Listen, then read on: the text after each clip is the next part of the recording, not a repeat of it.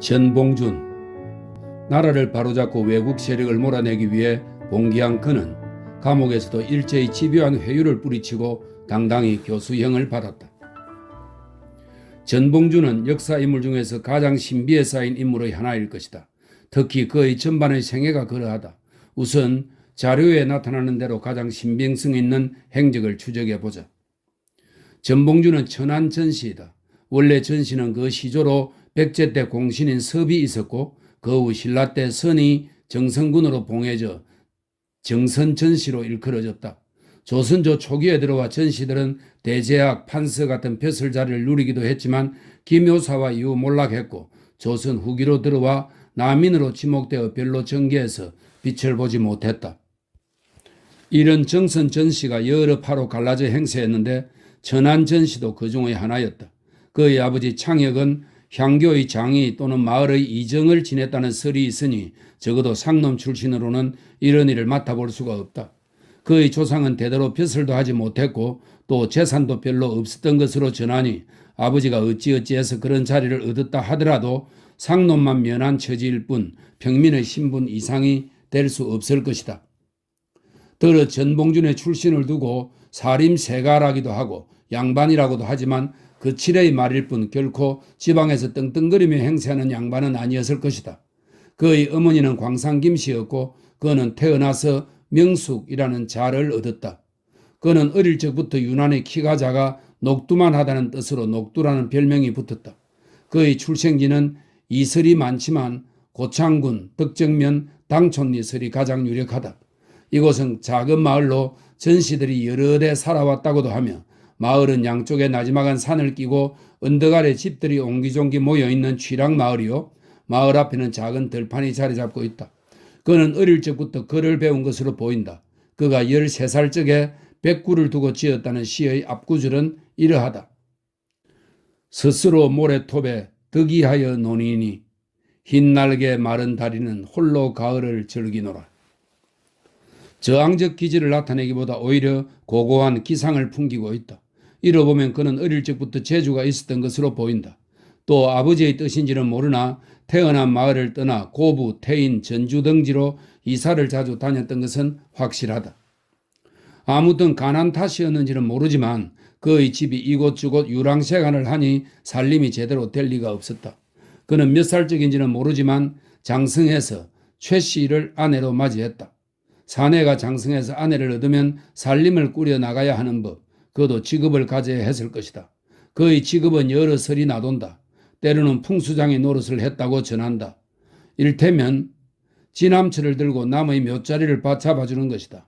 또 그가 고부 두주리에서 약방을 했다고도 전한다. 그가 약봉지를 천정에 매달고 주문을 외우며 약을 팔았다고 한다.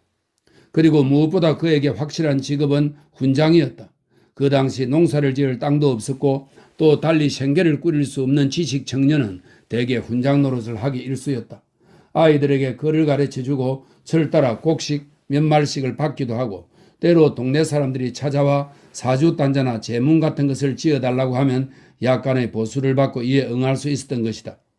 그가 고부 조소리에서 글을 가르치고 있을 적에 동네 노인들이 찾아오면 담소를 하면서도 시속에 대해서는 말을 입 밖에 내지 않았다고 전하며 때때로 어떤 사람들이 찾아와 며칠씩 묵어가기도 했으나 그 자신은 마을 사람들과 별로 어울리지 않았다고 한다. 또 그곳 일대에 전해지는 말로는 전봉준이 남의 집을 찾아다닐 적에 여러 사람들이 따라다녔다고 한다. 그런데 그 일행은 주로 밤에만 남의 집을 찾아갔는데 집 안에 들어갈 적에는 아낙네들이 그 일행이 몇 사람인지 모를 정도로 행동했다 한다.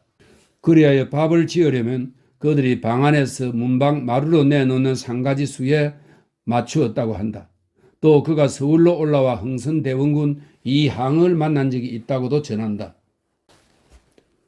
그가 이하응을 만나서도 별 말이 없자 이하응이 무슨 부탁이 있느냐고 물어도 오직 나라를 근심할 뿐이라고 대답했다고 전한다.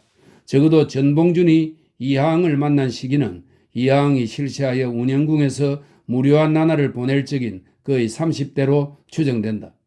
한편 그가 운영궁의 사랑채를 나오자 이하응은 손바닥에 물강자를 써서 보여주었다고도 전한다. 이 글자를 놓고 해석하기를 전봉준이 한강까지 쳐들어오면 내응하겠다는 것이라 한다. 그가 또 어느 때인지는 모르지만 고창에 있는 손화중을 찾아가서 밤새워 토론을 벌이며 빨리 거사해야 한다고 강조했다고 한다. 그런데 1880년대에 들어 전라도에도 동학이 성행했다. 최시영이 충청도 경상도 일대에서 자맹함에 포교하다가 전라도 쪽의 많은 요구로 유고세와 포교에 열중했던 것이다. 이때 전라도에는 황하일, 남계천 등이 동학의 책임을 맡고 있었다. 황하일은 북접의 계통을 잇고 있었으나 서장옥과 시국관을 같이하여 북접 최시영 계통의 온건 노선에 맞서 강경론을 벌이고 있었다. 아무튼 1880년대 후기에 와서 김계남, 손화중이 동학에 들었고 이 교세는 전라도 일대에 널리 퍼졌다. 정봉준이 동학에 든 시기는 확실치 않지만 황하일 계통으로 손화중을 통해 입도했던 것은 확실하다. 전봉준은 1895년에 신문을 받으면서 동학을 몹시 좋아했다고 했고 동학에 든 지 2년이 넘었다고도 했다. 그 후 동학 교도들에게 탄압이 가해지자 1892년 삼례에 수만 교도가 모여 충청 전라 감사에게 항의문을 보냈고 1893년 이후에는 서울에 몰려가 상소운동을 벌이기도 했다. 이때 별로 성과가 없자 같은 해 3월에는 보원에서 최재호의 원통함을 풀어주어야 한다는 교조 신원을 위해 대집회를 벌였다. 이런 일련의 운동에 늘 앞장선 것은 서인주, 서병학이었다. 그런데 이 보원 집회와 때를 같이하여 금구의 원평에서도 남접 중심의 농민 수만 명이 모여 보원 집회의 귀추를 지켜보고 있었다. 보원 집회가 별로 성과를 거두지 못하고 해산하자 원평에서도 해산하고 말았다. 이 원평 집회를 주도한 것이 바로 전봉준이었다. 전봉준은 이때 이름을 바꾸어 행세했으나 이 원평 집회를 계기로 일개 동학의 고부 접주관인 호남 농민군의 대지도자로 부상한 것이다. 그리하여 조정에서도 이들을 주목했고 또 교단 내에서도 호서의 서장옥, 호남의 전봉준이라는 말이 떠돌 정도로 이들에게 비중을 두었다. 1893년 겨울에는 고부 군수의 학정을 따지는 등소가 있었는데 전창혁이 이 일을 주동하여 장두가 되었다고 한다. 이 장두는 등소를 할 적에 그 사실을 적은 사람의 대표격이었다고 합니다. 이에 고부 군수는 전창혁을 난민으로 다루어 전라감령에 보냈고 전라감령에서는 엄한 조사 끝에 다시 고부군으로 보냈고 고부군에서 심한 매를 맞다 옥중에서 죽었다고 전한다. 이후 전봉준은 표면에 나서지 않고 뒤에서 등소를 조정하고 그 글을 지었다고 전한다. 따라서 고부 군민들은 2차례에 걸쳐 등소했지만 고부군수 조병갑은 이들을 감옥에 가두거나 매를 때려 내쫓기도 했다. 전봉준은 1893년 11월 고부 죽산리 송두호의 집에서 강리 집강들을 불러 모으고 일대 결의를 표명했다. 1월 10일 그 사이 날 긁은 패들이 풍악을 울리며 돌자 배들의 농민 수천 명이 모여들었다. 이들 농민들을 이끌고 전봉준은 고부 관할을 들이쳤다. 전봉준은 고부 관할을 점령한 뒤 한편은 마항시장으로 보내 원성의 대상인 만석벌을 허물게 하고 여동의 창고에 쌓아오던 보세로 거둔 곡식을 풀어 나누어 주게 했다. 또 한편으로는 백산으로 봉기군을 보내 진을 치게 했다. 이틀 뒤에 전봉준은 봉기군을 백산으로 옮기고 경문을 전라도 각 고을에 보냈다. 이에 별로 호응이 없자 15일 만에 일단 농민군을 해산했다. 그리고 그는 무장으로 가서 손화중의 지원을 요청했다. 끝내 손화중은 여기에 동의하였고 전봉준은 4,000명의 농민군을 이끌고 다시 고부 태인을 쳐서 차지하고 계속 백산으로 와 경문을 각 고을로 보냈다. 이에 따라 각 곳의 농민군이 백산으로 모여들었고 이때 전봉준은 총대장으로 추대된 것이다. 음력 4월은 보릿고개이다. 농민들은 먹을 것이 떨어졌다. 그런 탓인지 전봉준이 칼을 빼어들자 농민군들은 곳곳에서 모여들었다. 전라감령에서 군사를 보내 이들을 토벌하려 하자 전봉준이 이끄는 농민군은 황토현에서 이들을 여지없이 격파했다. 그리고 홍계운이 이끄는 경군이 온다는 소문을 듣고 전봉준은 대장기를 남쪽으로 돌려 각 고을을 점령하면서 경군을 유인했다. 그러다가 전주 쪽으로 방향을 돌렸는데 장성에서 경군의 선발대를 만나 승리로 이끌고 계속 북상하여 전주성을 차지했다. 전봉준은 전주성을 차지하고 있을 적에 경군이 밀어닥치고 청나라 군대와 일본군이 상륙하여 전운이 감돌고 있다는 사실을 알고 광군과 화약을 맺었다.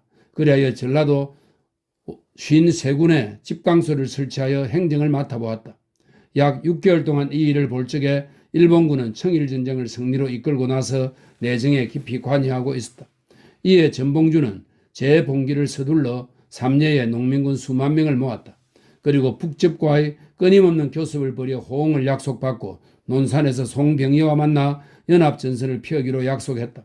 그리하여 북상하는 데 장애가 되는 공주감령을 공격하기로 했는데 이곳 주변에서 일주일간 격렬한 전투를 벌였다. 이때 광군은 총역량을 집결하고 또 일본군이 신무기를 가지고 합세한 탓으로 전봉준이 이끄는 농민군은 패전을 거듭했다.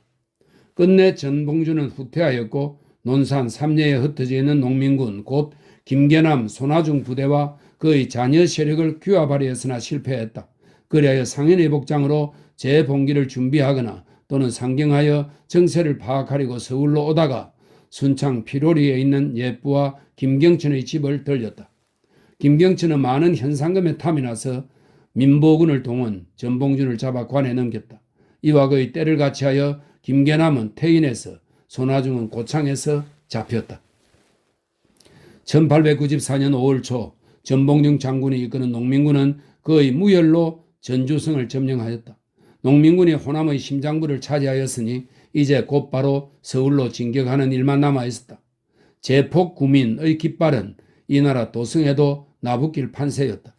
그러나 전봉준은 전주성에서 서울로의 진격을 주저하고 있었다. 여느 사람으로서는 이해할 수 없었다. 우리나라는 땅이 길쭉한 데다가 서울 근방에는 큰 산이 없었기에 보기를 들면 지리산, 태백산, 설악산 등이 서울과 멀리 떨어져 있었다.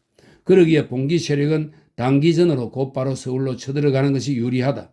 다시 말해서 광군이 체제를 갖출 틈을 주지 않으면 물론 지방에서 호응할 기회를 주지 않고 빠른 시간에 도성을 차지해야 한다.